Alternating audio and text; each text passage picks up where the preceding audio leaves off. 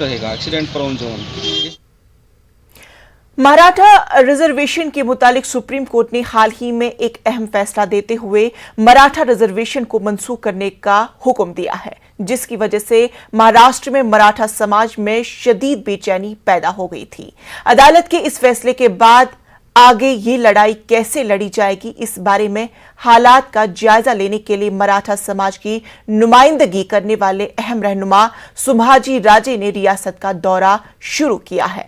اسی سلسلے میں آج وہ ناندیڑ پہنچی۔ یہاں انہوں نے مراٹھا سماج کے مختلف سماجی تنظیموں کے ذمہ داران سے ملاقات کی اور مراٹھا ریزرویشن سے متعلق لوگوں میں پائی جا رہی بے چینی کو دور کرنے اور انہیں ان کا حق دلانے کے لیے ہر ممکن کوشش کرنے کا یقین دلایا۔